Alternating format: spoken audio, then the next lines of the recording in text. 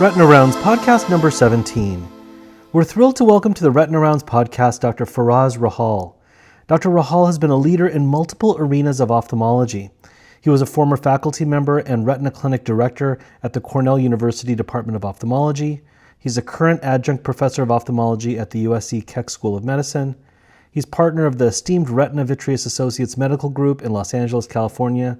And he's the co-founder and general partner of ExSight Ventures, a venture capital firm investing in early-stage companies in ophthalmology and vision sciences. In part one of our interview, Dr. Rahhal talks about the influences of his mentors, the challenges of running a large and busy retina practice, and how he finds time to pursue his passions in medical innovation. Let's check it out. Delighted to have our giant in retina, Firas Rahhal, with us today, who is a member of a very large and esteemed private practice, academic practice here in the greater Los Angeles area. And Firas, welcome to Retina Rounds. Thank you, Steve. It's always great fun to do any project with you. We've done many together, and I was looking forward to this just to have a conversation. Thank you for inviting me. It's really kind of you. Well, it's really a pleasure to have you with me. You know, I think back to the last time I was a guest on your podcast with Jim Mazzo, Exactly. and what a treat that was. And I would direct our listeners to find Firas at his work online as well. Firas, our audience is global, and a lot of our listeners are really interested in the journey that brought successful, impactful retinologists and vitreoretinal surgeons to this point in their life. So let's start out by having you tell us a little bit about how you chose medicine and how you ended up in retina. That's great. Thank you. Choosing medicine is so far back, it becomes a little nebulous, but my parents definitely, we were Syrian immigrants. We'd come from Syria as I was 4 years old, and they always, I think, had the idea that my brother and I would be great professionals, and that's why they emigrated. And the word doctor did come up a lot when I was little. So I think I should probably be on a shrink's couch for this, but I think it was sort of programmed into me to want to do that. And I did end up choosing it and loving it. Retina is, I was more of an adult, so I remember that process really well.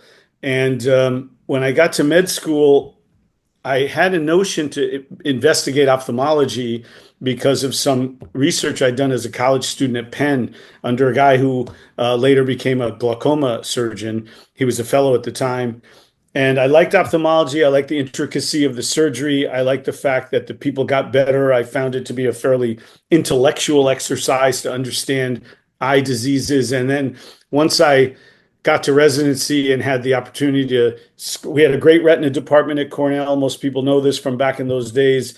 I got to scrub with Stanley Chang and Jack Coleman and Harvey Linkoff and Bob Ellsworth and some of the real greats in the posterior segment in those days. And it was a done deal for me. I wanted to be like one of those guys. And where did you do your fellowship? I came out west. That was my second foray to the West Coast. I did my fellowship at UC San Diego under the direct tutelage of Bill Freeman, but also Michael Goldbaum. They both were mentors, but I spent more time with Bill. That's the way the fellowship worked. And it was excellent. And I have the greatest respect for Bill. He taught me a ton. No one taught me more in my life about being efficient than Bill Freeman, I think. And he's been a guest on my podcast once, which I really enjoyed.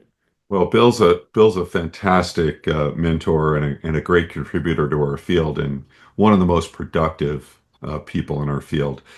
And then you went back to the East Coast, as I recall. I did. It was a surprise and a pleasure. I obviously loved my department. Some people love their residency, others may or may not love the department or whatever. I loved my residency and I loved my department, and Jack Coleman ran it really family style. And I think some programs like that still exist. It was smallish. And when I was looking around for positions in private practice on the West Coast, as I'd promised my wife we would do, because she's from the West Coast, Jack called me, and I thought it was to congratulate me on the birth of our first child in my senior fellowship year, my son Michael.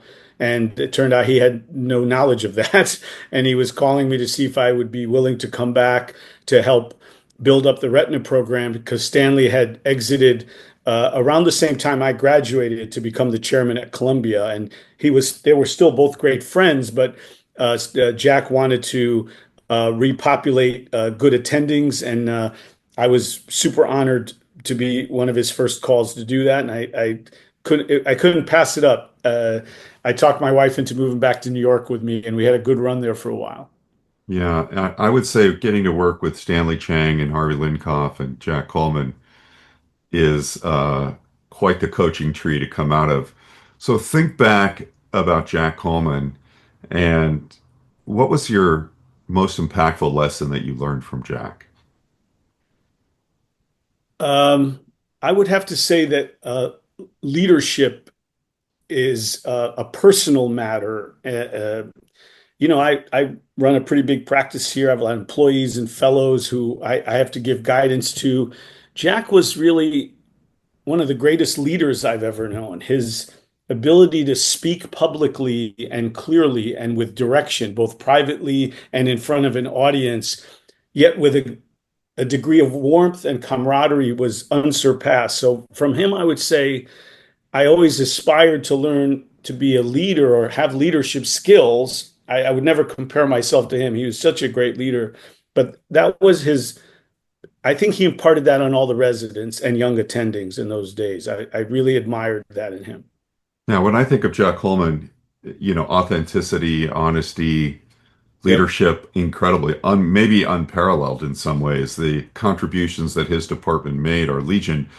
But he coupled that with a warmth and kindness, and like you mentioned, family, made everybody, still to this day, makes everybody feel important and heard.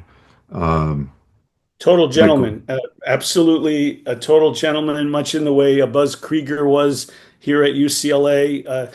It showed and shows that guys can be in massively profound leadership roles and lead students and other people and still be nice persons with caring and warmth. That still can be done, and these guys did it with great regularity. yeah, I would actually go one further and say that's why they were so effective, is Yeah, because they yeah, were real and yeah. spectacular, not putting on any airs. Yeah, Jack is one of the greats. And how about your greatest lessons that you learned from Stanley Chang, who's everybody's hero? Yeah, he he is everybody's hero. He's definitely mine. Every fellow and resident who's ever scrubbed a case with me, dating back 30 years, has heard his name countless times. I learned so much from him clinically.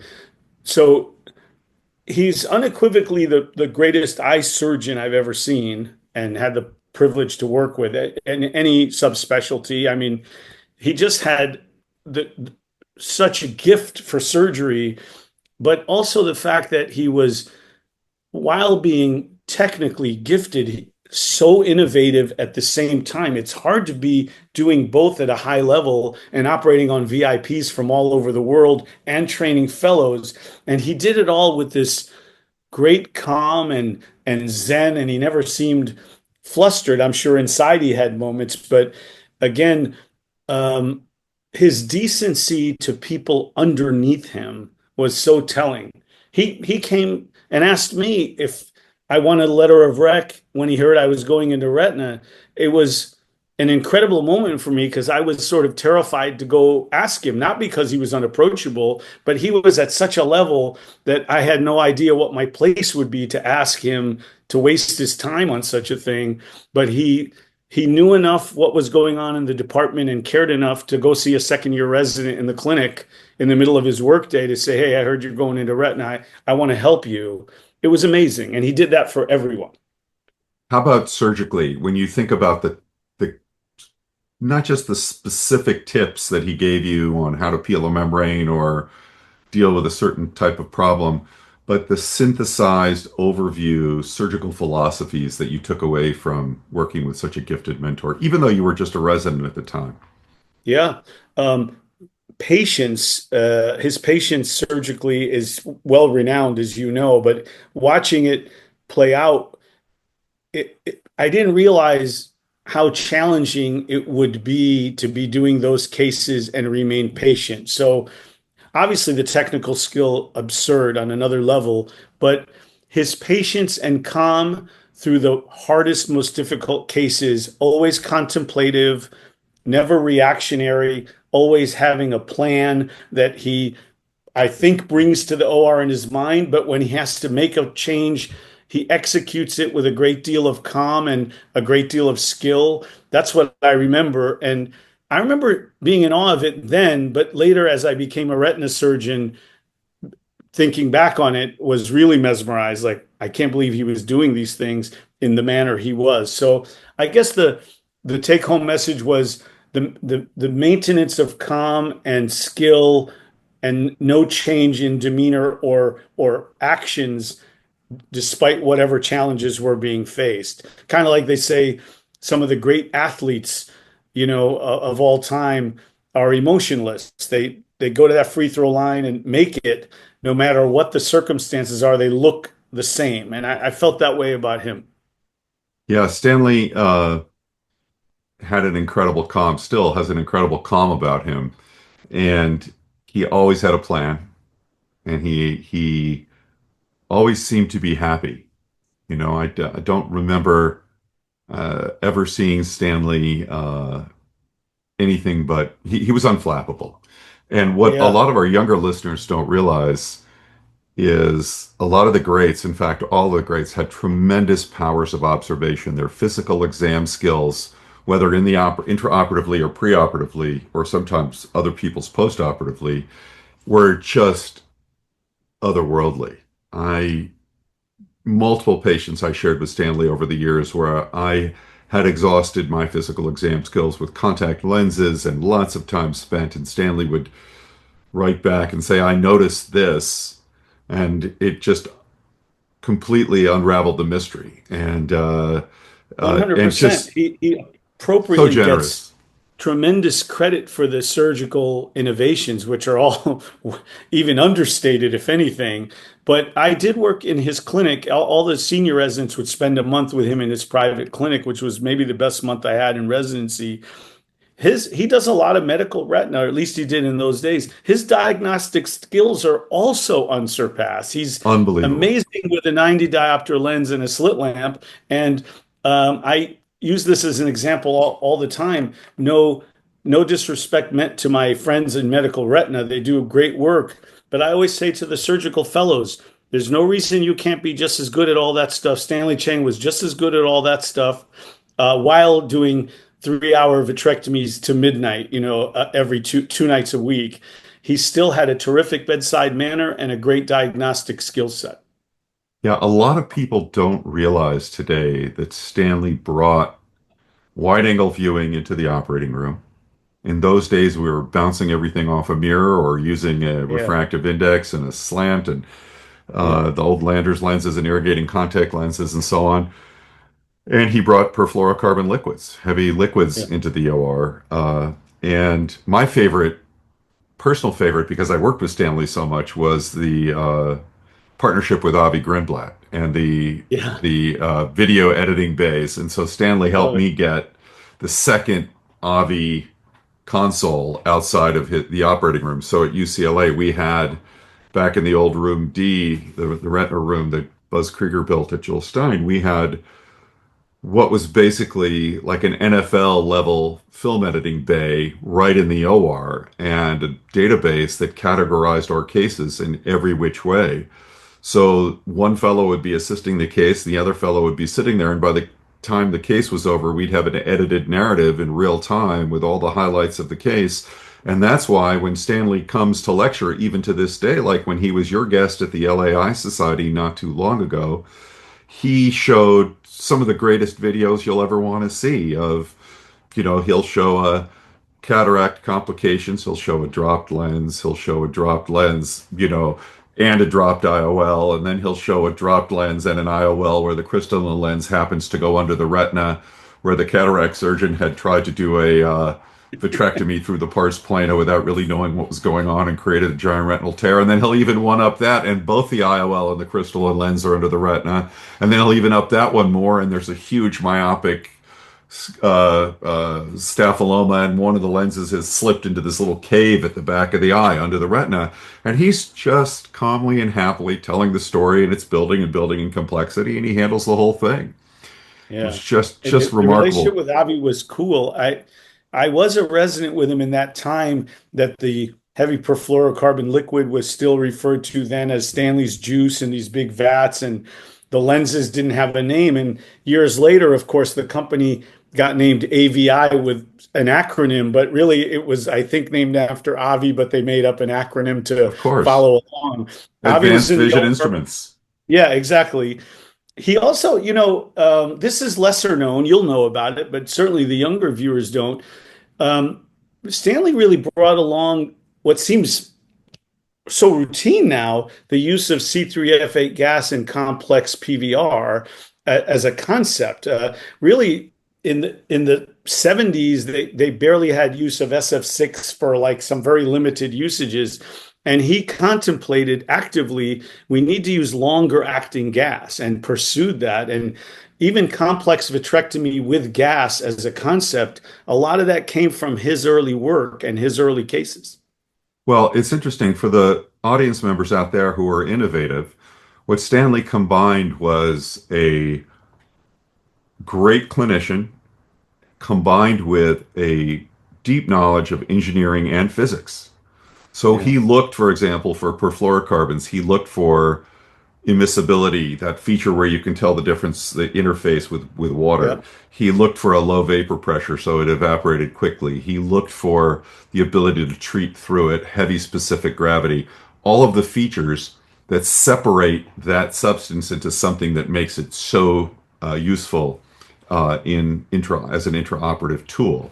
Similarly, as you're telling, with the long-acting inert gases, to find C3F8 was a huge innovation and really changed what we do. And so I encourage our listeners to disrupt and to challenge our conventions as we go forward and try and improve our field and move it forward. The one other aspect of Stanley's work that was so impeccable was his ability to substantiate everything with just flawless evidence. He didn't just put it out there, hey, I've tried 3 of these, it might work. He was in the lab and demonstrating it, and he was just impeccable. And that's rubbed off on you, Faraz, and that's the way you and your group do their work out here. How about Harvey Linkoff? Did you have much time with Harvey? A ton. Actually, we spent a second year residence, a lot of time with him privately in his clinic, and I'll share some anecdotes there. But then when I went back as an attending after my fellowship, Harvey was still there. And I think when I first got there, definitely he was still operating. He only did buckles, as you probably recall. And I was quite honored that he remembered me for one, and he did. He came down the hall and spoke to me, and he didn't believe, he thought vitrectomy was overused, but he thought it had utility for sure. And he used to give them to mostly to Stanley, I think, and Jack. And Jack was the chairman, so he was pretty busy. So he came to me and he said, "Okay, you're going to receive my vitrectomies now." And that kind of terrified me a little because, one, he's Harvey Linkoff, and he's one of the world-class geniuses of the history of our specialty. And number two, he'd been used to sending him to a mature Stanley Chang for 20 years, and I was worried about the comparator there. So I took it on, and I really benefited from it because Harvey would actually come up and watch the surgery, or even sometimes give me a buckle as an attending and then want to scrub with me, probably to see if I knew what I was doing.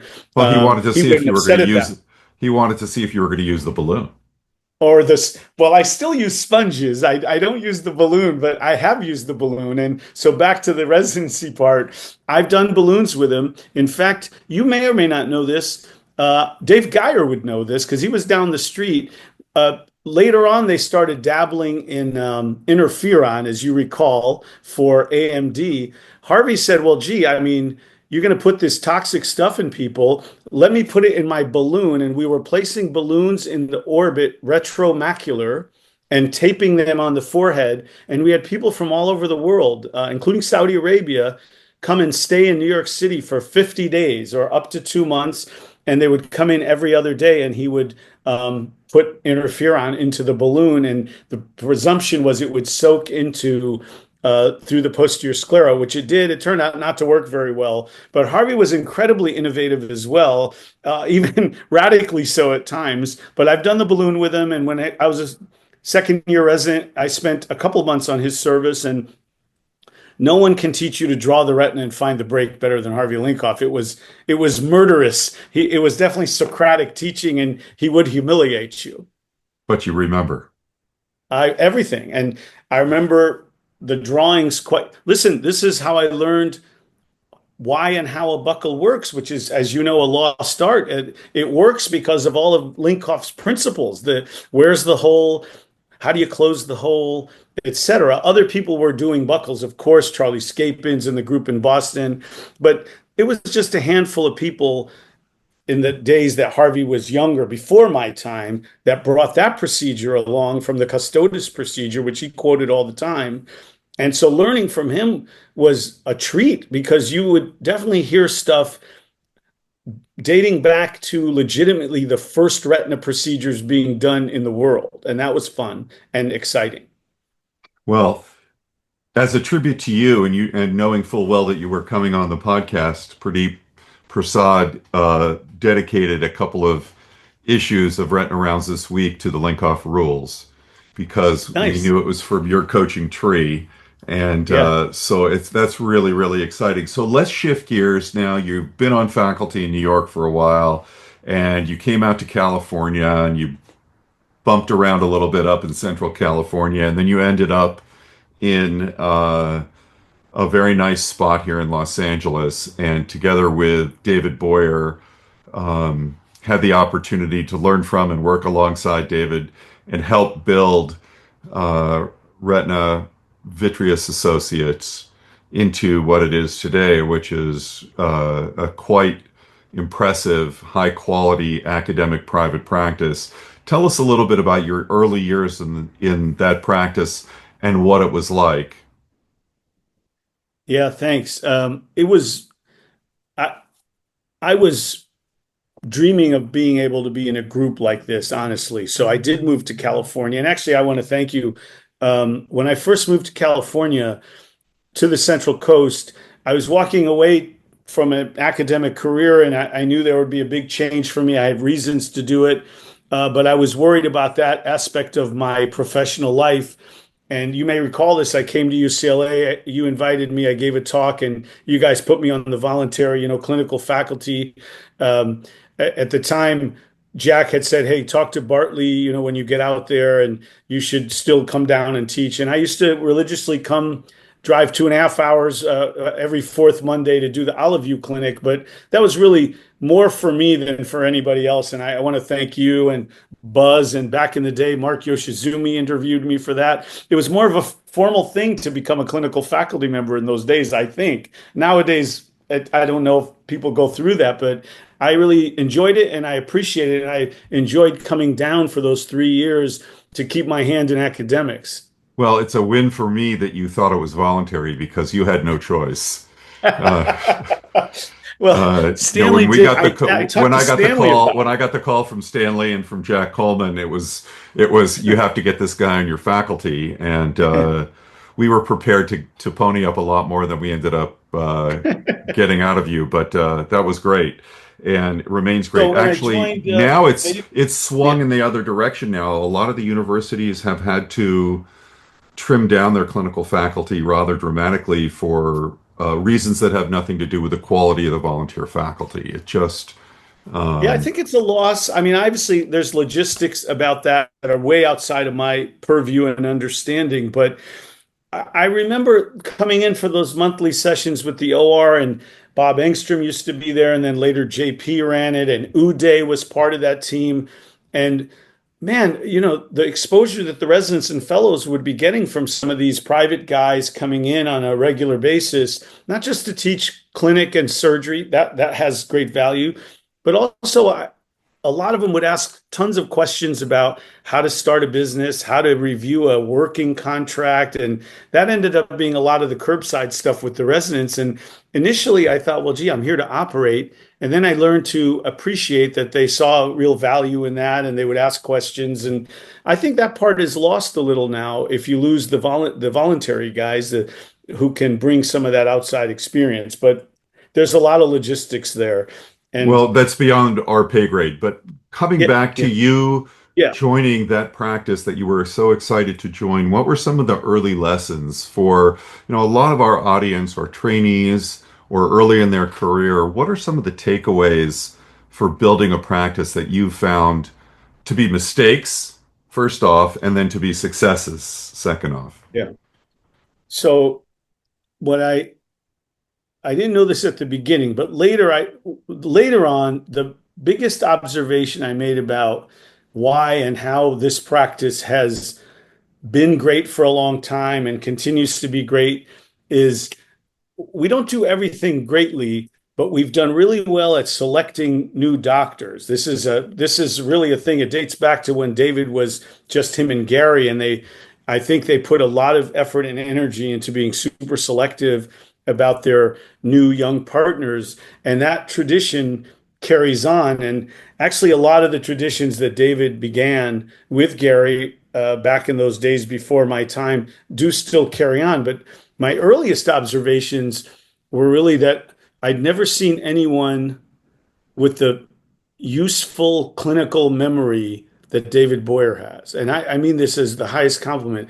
He can remember almost anything about any patient from 20 years ago. It's phenomenal.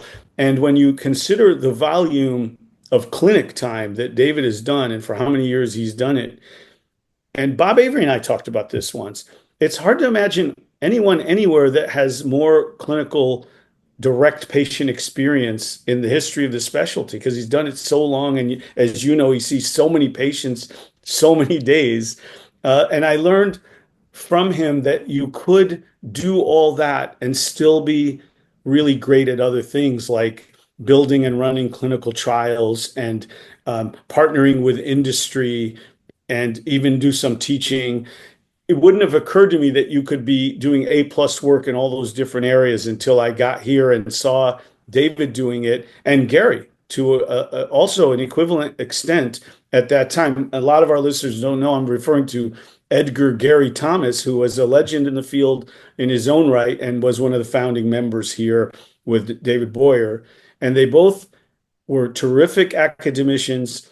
They were terrific, super busy clinicians, and they helped design and implement clinical trials. And Gary had interest in engineering, and so he was involved in devices with Alcon. So it was then that I realized I could do some of those things too. It wouldn't have occurred to me that with that kind of volume in the clinic, I would even have the wherewithal to do it. But it turns out you can balance them if you put your mind to it and you're willing to lose a little sleep here and there. Well, and the other thing I would just emphasize is that you guys take such good care of patients. So let's talk about the lessons. So when you were starting out and you obviously joined this practice because of its prestige and the possibilities and the opportunity to work with great partners. That's a given, and that's very lucky in and of itself. But let's talk for a minute about, on a personal level, as you were growing your practice, what were the mistakes that you made, if you made any? I mean, it wouldn't surprise me if you didn't make any. No, But I'm just sure for the I people did. listening to learn what to avoid, it's really a useful question, and our listeners come back to us all the time with this. And I've asked this of many of the greats that have been on our podcast. What were the mistakes that you made or you've seen other people make as they're just starting out? So I think in private practice, if you're going to do a high volume of retina work out in a small town or a big city like this, it's kind of a delicate balance between, everyone talks about the three A's: availability, affability. I forget what they all are, but you get the idea. That's critical. But there's a balance between how much you serve to the referring doctor and how much you serve to the patient. And almost always both are aligned. But there are times that there's a little misalignment between how you might be able to best serve the patient, but may not serve, or the perception of serving the referring doctor isn't quite the same. And that challenged me a little bit in the beginning because there are politics to be had in a referral practice. You have to know how to navigate that. And in the end, when the door closes and you're there with the slit lamp, your first duty, and you're happy to do it, is to make sure you make the best decision for the patient sitting before you. But then a 1B can be to be cognizant of the referral doctors and how they may or may not have managed the patient. And it's a real art form. And David, again, is really one of the great masters at this, is know how to talk to your professional colleagues, know how to interact with them, know how to write a letter to them while maintaining the highest level of vigilance to the care, but not forgetting that your colleagues are also an important part of your practice and business model, your referring colleagues. And to the point you and I've made to each other, your retina colleagues. I've made it, I've seen this in others. This wasn't a mistake that I made, but people sometimes act as though if someone else does what you do in your neck of town, that somehow you can't be friends and partners. And you and I have shown that to be false from 25 years ago. But I also have good friends at USC that we work together, and the other private practitioners in town. But I've seen others come into town that seem to feel differently, that you can't be collegial. It has to be sort of a competition. And that's a big mistake, I think, for everybody. I agree. I agree. And so balance, it's a really interesting point, the balance between the referring physician and the patient. To me, we feel that balance in academia as well. Everybody feels that balance as a Yeah. tertiary care provider.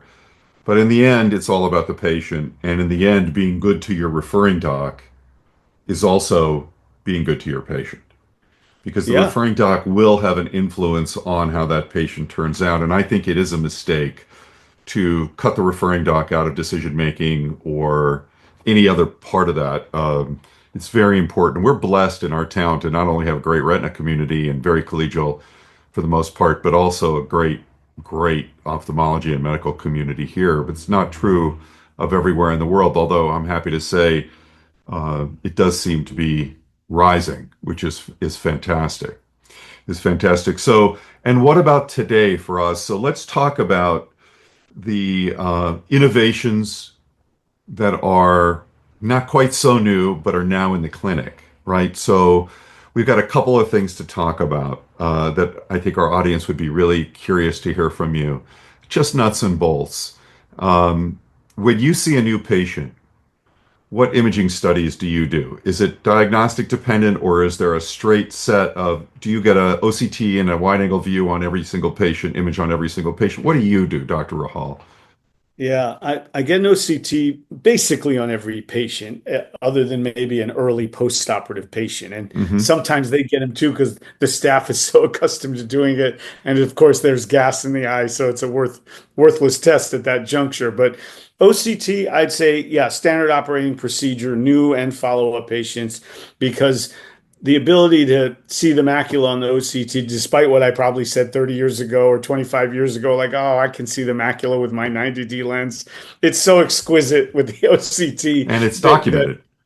yeah, and you have to use it for Right. everyone. So you've got an OCT. How about wide angle viewing? Do So you wide use angle a viewing, I would wide angle say more photography? selective, more Right. selective. If it's anything where autofluorescence can help me, uh, dry AMD/geographic atrophy, Plaquenil screening, all those get fundus photo, but mostly so I can get the autofluorescence part of it. We do those sort of simultaneously in my clinic. And I would say my staff has gotten in the habit of doing Optos wide angle fundus photography for people that have been brought in with any perceived regmatogenous disease, rule out retinal tear, known retinal tear, retinal detachment. So I'd say for peripheral mechanical retinopathies and things, I get a fundus photo on most. And again, for the macula, I like autofluorescence, but not as a routine on everybody, but for those selected 8 or 10 diagnoses where I find it really useful. I don't use fluorescein angiography much, but I do use it if I've examined the patient already. I don't get the FA until I've seen the patient for sure. If they have a new diagnosis of at least, let's say, moderate non-proliferative diabetic retinopathy, I'll generally get at least one wide-angle view to see if I'm wrong and it's proliferative. And I think anyone who thinks they can tell advanced non-proliferative from early proliferative without FA is missing stuff. I think it's nearly impossible because the neovascularization can be so minimal, and then it's up to the clinician what they do with that information. But I want that information. And I would say new AMD cases wet that I'm not sure what's going on. If I'm looking for polypoidal or some other kind of choroidal disease that might not be classic choroidal neovascularization, then an FA on those, but I don't do it routinely on AMD. How about OCTA angiography? We've started using it more. I'd say in my group, one of the later adopters, to be fair. I think Dr. Boyer, Dr. Smiley were using it pretty early. They were involved in some of the, I think, early testing of this technology. And so I was a bit of a latecomer to this, but in the last, I'd say 6 months or so, I've started using it a lot more. I find it super useful on vein occlusions and diabetic retinopathy. And one would think, well, that's obvious. These are vascular diseases, but this does obviate the FA in a number of those conditions, even if you were thinking you need an FA. I haven't yet used it consistently because I don't think I'm that skilled at it for AMD interpretation. I find that still for me challenging. Sometimes it looks like a Rorschach test to me, but I'm learning more and more with repeated usage to find details on it that help me with AMD. But that's a learned experience. It was like when we brought ICG along many years ago, a lot of people were ordering it, but in the beginning, we often didn't know what we were really looking for till Larry Yanuzzi and others sort of taught us some of the things to look for. And I think there's still a lot of ground to be made on OCTA, especially with maculopathies that are not classic vascular maculopathies. Fascinating. And switching gears for the anti-VEGF agents in general, not going to ask you what your favorite is, but I am going to ask you, and I think this is a fair question, and it's a hard question. We all are forced to navigate this landscape of socioeconomics, copays, eligibility, step therapy. Talk to us a little bit about how you approach that, because obviously you put the patient first and their welfare first. And for some cases, there may be a perceived real difference in benefit. And I'm sure in those cases, you're giving whatever you think is best. But for a lot of cases, maybe a generic is where you belong at the beginning, or maybe a dual action antibody is where you belong. And so bispecific is where you belong, or maybe a high dose is where you belong. So what is it, aside from what's best from the patient, that drives you in your practice, and how do you navigate that? Yeah, this is a great question. It's oft discussed, oft asked, and I appreciate the question. I'm not afraid to get into this with you. Obviously, everybody does it kind of their own way, and there's a little art and there's a little science. Separating, to your point, from what's best for the patient already, we're going to assume that to be point 1A. But then what's best for the patient also then includes what's best financially for the patient too. So for me, the finances of the patient and their coverage are very influential in what I might propose if I think it's a case where there may not be a great deal of difference between which anti-VEGF. Now, this is hunch and anecdote, this part. There are some papers out there. I'll give you an example, not a paper, but my own anecdote. I find that the higher acuity, small kind of classic CNV lesions, when we're talking about wet AMD, do really do better with some name brand drugs over, say, not over, say, let's say bevacizumab, off-label compounded bevacizumab. That's been my personal experience. So I would push hard for that patient to be able to get Eylea or Vabysmo or Eylea HD or one of these. And I see them to do very well very quickly. And I think very quickly is the key part of this, because in those patients in their 2030, if you don't get them extinguished kind of quickly, you lose that visual opportunity. So, but short of that, the majority of people, I think there's a lot of interchangeability. And so I would strictly go based on insurance finance questions. And if the patient's insurance company has a step therapy, which a lot of them do, we'll go through the step therapy process with attention to detail so that if things aren't going well, we know when we're able to switch or petition for a switch. And if the patient asks for a certain drug, and that's uncommon, but in West LA, as you know, some will come in with hey, I'd like to get this drug. I absolutely try to accommodate them and will accommodate them if they assume that any costs that might come out of that, they're willing to accept. I think we're really going to be put to the test now on this, Steve. The question is timely because the Good Days program, which has been in place for a while, very helpful copay assistance for the higher priced name brand drugs, right now is not really effective, if at all. And so a lot of people have drifted back to Avastin who had maybe moved on to name brand. This is by patient's request because they're afraid of the crazy costs that they might face.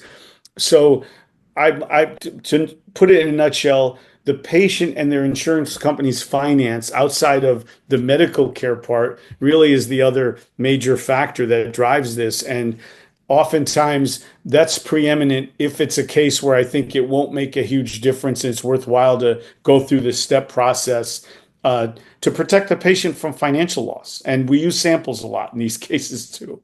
Right. And do you find that the GPOs, for example, Ally or the more traditional GPOs, are able to help you with the coverage? Or do Yes. you explain that? Because I think a lot of Yeah. our So young I think domestic providers, also, if you don't mind, explain to our international audience what a GPO is and what yeah, we as American providers have to go through to get these drugs, pay for these drugs, how many middlemen there are, and how it's they're beneficial to the system and how they're an impediment to the system. you're so right. This would seem to a Martian to be a completely bizarre system that we have, and you use the word appropriately that this is a series of middlemen. The pharma business, I suspect, in our space for sure, because we're familiar with it, but maybe in all the other spaces, does seem to be an insertion of many middle steps along the way from the manufacturer or the company that makes it down to putting it in the patient's eye. And the GPO step is a group purchasing organization. And these are groups of physicians, presumably working with pharma to improve the cost by a sort of a group buying arrangement. Like you go to Costco and you buy a big 2-pack of Skippy peanut butter. It's a lot cheaper than when you buy the little tiny Skippy peanut butter. And that's kind of the underlying concept is it's creating volume purchasing for across groups of doctors to improve the pricing for the doctors and then thus the patients. And to answer your question, does the GPO help you? They haven't, to my opinion, helped necessarily get the pharma company drug makers to lower their prices, although I think that does happen. They can negotiate price for themselves and then thus pass it on to you. But they've gotten better and better with software in recent years. Ally Retina is particularly good at this. They're brand new, and this is kind of their message, really, is their software systems that they're developing help you to navigate really quickly through the step therapy process for any one payer and any one medical group because there's hundreds of these different payer systems. No one physician could possibly understand them and memorize them all. So software systems are coming about mostly from GPOs and distribution companies, McKesson, Cencora, Ally, these kinds of folks to help streamline this, to also streamline what the expected coverage for that drug would be under that insurance company and that particular drug. What would be the out of pocket for the patient? This is all critical on the fly information. And even now with software, it's still far from great. We're getting better at this. But the So patient explain to sitting our before you, they want to know how international much it's going to cost. explain to our international listeners what step therapy means. Oh, good. Yeah, sorry, I should have probably done that. Step therapy is simply that the third party payer, what we would usually call an insurance company, sets guidelines, sometimes written, often unwritten, meaning it's communicated in other ways than policy, that you're required to use a certain number of lower cost agents prior to asking for or getting permission and coverage for higher cost agents. And it might look something like for wet AMD, we require, initially 5 monthly injections of compounded off-label Avastin, which is a low-cost product for them, and showing us that it didn't work, that we would then authorize a higher priced brand name ophthalmic drug. And so it's the step part means you're stepping up in cost, and maybe you're also stepping up in clinical efficacy. That's debatable, depends on the patient, but that's the idea. So you're stepping little by little from one drug to the least expensive to the most expensive generally. There are some exceptions to that. So this is for our listeners. This is why Dr. Rahhal was stating earlier that there are a certain subset of patients with wet AMD where you probably don't want to wait 5 months to determine whether or not a generic is not rapidly effective. And so if you have a high risk, high reward situation, it's better for the patient to use Eylea HD or to use faricimab or to use a non-label product rather than a compounded product that's got perhaps some vagaries to it Yep. versus a situation where it's a smoldering situation. So these payers, in other words, seem to be generalizing all cases within a diagnosis and trying to treat them all the same, thereby taking the decision making for what agent to use out of the physician's hands. And their argument would be that the physician's decision making has been influenced by those that have a By profit. financial right by Yeah. or by those that have a financial interest in changing our minds or influencing our decision making, i.e., the makers of the product. So that's what step therapy is. You walk up the steps, both in effectiveness, but more importantly, in expense. And so have you found, let's just use Ally as an example. They're a relatively new group purchasing organization that are for and by retina specialists. My understanding, I haven't worked with them before, but they've got a great reputation. And so have you found that this software actually helps your staff understand the step therapy Yes. hurdles? And are they Yes. able to communicate it to you in real time? And does that affect your decision making? Yes, I think the software is helping. There's still more work to be done for it to be more comprehensive because we have so many carriers and payers in a place like Los Angeles.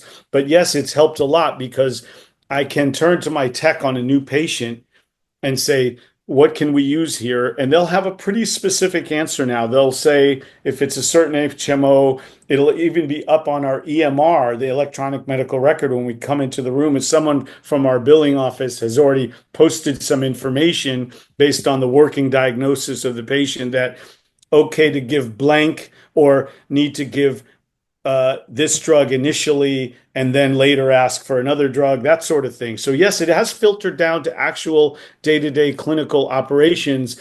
But as of yet, I think we need a lot more content. The strategy is good and the software is good, but the content has to grow. And what I mean by that, and again, for the international people or even people in Texas or Indiana, this might seem foreign.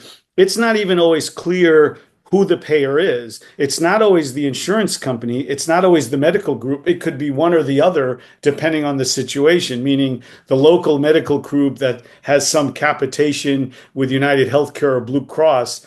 Whether the medical group pays or the insurance company pays for the drug changes a lot. And it's hard to sometimes identify all that when you're a new practitioner. It's nearly impossible.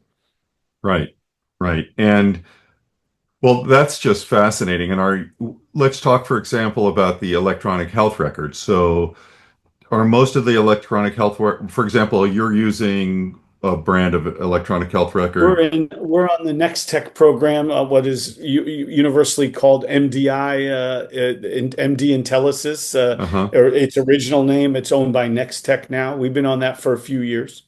And does that integrate well with the GPO software?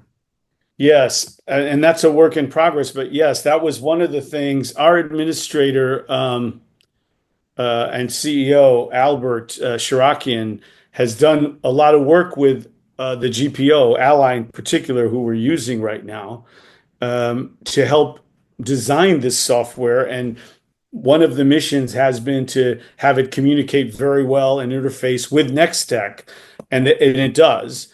And I'm sure others are doing the same thing. I'm sure, McKesson has a GPO that is also working with the big players in software in, let's say, EHR. And I think Nextech might be in Retina the biggest one. I think it's more than half of Retina practitioners have Nextech/MDI, maybe considerably more than half. So in our space, it wouldn't be that difficult to get pretty good communication across a large swath of retina doctors because of how widespread that particular one is. But if you get to like internal medicine and oncology, there's only 2,000, 2,500 retina practitioners. Who knows how many these other specialists are? It gets more and more difficult as there are so many AHR programs, and that's been a big challenge in private practice to have these interfaces that don't talk to one another. To your Well, point, the other thing that we have that for now at least is there are only, 5 or 10 or 15 agents, yeah, depending on where you are and what you're using. But this all can come off as a little bit disheartening for the young retina specialist because this is pretty far afield from the actual practice of medicine and things that people went yeah, into the field, the motivators, and so let's just take this hypothetical. If you have a yeah. patient who really doesn't want a generic or doesn't want to be in step therapy and they have a coverage, can they go off? Can they go off insurance for that? Or how do you deal with Yeah, that? yeah, it's a tough call. I'm always willing to give the patient what they want, and we will do the work to let them know what their costs would be, and we will help them by utilizing samples when we can and getting discounted prices for them when we can. Obviously, the drug is a mostly a pass-through, so unlike other services that we can provide free and do routinely, OCTs, exams, lasers, the drug has changed things a little because the doctor and the clinic are on the hook for that cost one way or the other. But the companies have been very kind and generous with sampling. Honestly, I got to give a lot of credit here to all the big players, Regeneron, Roche, Amgen now with their product providing lots of samples.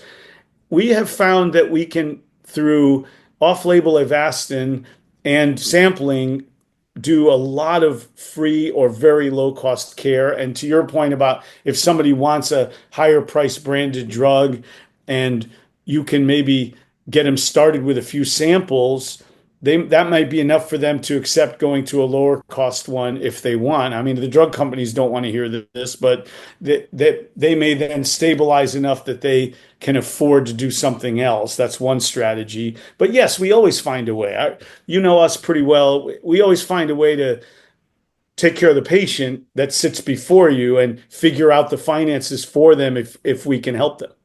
And this whole process of having to be a uh, negotiator around price and decision making, where your decision making, you're in your idealized purified world, you could just choose whichever drug you wanted to use based on only what you thought was best in that particular moment.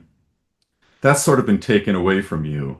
Does that bruise your ego or get your back up a little bit, or have you just learned to It roll with the doesn't bruise punches? my ego or make me upset. I think it's not good. I don't think it's the best case scenario for the nation's healthcare, but I understand the business aspect of it and that the people who are making such decisions aren't doing it with malintent. They're doing it to have some other, let's say, gains or positives in aggregate across a nation, perhaps, or across a large swath of patients, whereas there may be individuals within those groups that are harmed by it. So that's a tough thing for policymakers. But I will say that for most patients still, a lot of our patients with AMD are Medicare aged. That covers, if they have a supplement, pretty much any drug. So probably half the patients, at the very least, do get the doctor and their own choice in which drug to start with. Which is And what's really probably somewhere incredible about around, Medicare. yeah, it's Medicare has been pretty cool about these drugs, and that's a debate they're having at the policy side is can we afford to be cool about these things because insurance carriers don't think it's affordable to allow us to pick whatever we want whenever we want. They've put some guardrails on us, and I don't think usually the guardrails are too terrible that you can almost always, if things are not going well, if you're willing to put in the time, and our doctors and staff do, get the medical director on the phone at the medical group and say, look, this guy's not doing well on this drug. I'd really like to switch him. I recognize that we haven't done the 4 steps or whatever. Could you authorize it? And I've rarely been met with no on that, but it does become a then doctor to doctor kind of call or doctor to administrator kind of call. Right. It's a fascinating trend in our field that the the commoditization of medicine, I call it. We are in some ways the ultimate arbiter of the expertise, and yet we're, as the treating physician, in some ways the choice is taken away from us. And the patient, of course, has lost a lot of choice. They think they're covered for anything, but really it's proscribed first and second line therapies. And when you understand, and our listeners understand, the difference between real world medicine and clinical trials data, where the inclusion and exclusion criteria are so closely chosen that it doesn't apply to every single patient. So it's a very interesting area.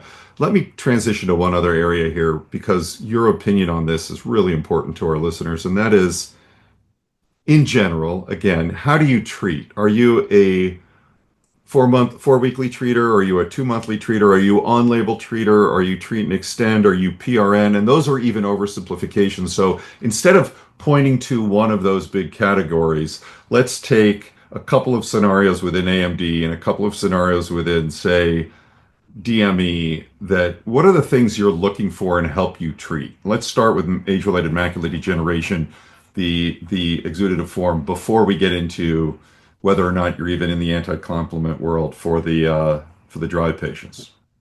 Yeah, there are some clinical features, but on the whole, before I get into that, I've kind of come to, and this is having dabbled in all of the different strategies at different times. We've been doing this a long time now, almost 20 years. Um, I generally have come to, certainly in wet AMD, and I think also for DME, that I tell the patient the first 3 or 4 months, I'm going to give them a monthly injection. That is basically on label for most of the drugs. I don't know but I don't do it because it's on label. I do think it's a good strategy, sort of a loading dose idea. I do believe there's some merit to that. And I'm particularly aggressive about monthly if there's a good deal of hemorrhage in a macular degeneration patient, a wet AMD. So there's a But clinical feature. yeah, that's a clinical feature. So if somebody comes in, they got anything more than a dot hemorrhage, I'm going to do monthly for at least 3 to 4 months for sure before I even consider treat and extend. And then I'll consider treat and extend when the OCT is normalized and the hemorrhage is gone. And that's usually relatively fast unless it's a huge hemorrhage, different story. For somebody that doesn't have that much hemorrhage, maybe a dot and a fluid, I'll still more often than not, much more often than not, do the 3 months, and then I'll kind of quickly move to a treat and extend, typically if the OCT has become dry. And I'm fairly, at that point, less aggressive than a lot of people. I'll extend pretty quickly, and I'm a little bit fluid tolerant more than some others, depending on where it is and what the vision is. If it's a little subretinal fluid, I won't, and no intraretinal fluid and no hemorrhage and no vision loss, I won't rebump them back to monthly or shorten the duration. I'll keep staying at that extension, 6 or 8 weeks or 10 weeks or whatever I've reached. I'll start decreasing that if things like hemorrhage start occurring or vision loss or intraretinal edema. So those are some of the clinical features I look for. Thank you, Dr. Rahhal, for joining us for an interesting conversation about the nuanced insights into retinal care here in Los Angeles and how you manage and deal with different aspects of patient care and the politics of private practice. And really, thank you for sharing your journey. For the audience, we're going to have Dr. Rahhal back later this summer for an hour on retinal innovation, what makes a good venture startup, and how to get a company funded. Thanks very much. If you enjoyed this video, please visit us at RetinaRounds.com. There you can sign up for our email list. You'll get a notification every time a new video is posted. And if you have an interesting video or a tip or trick that you'd like to share, please follow the links on our website and you can upload your video there. Thanks so much for watching.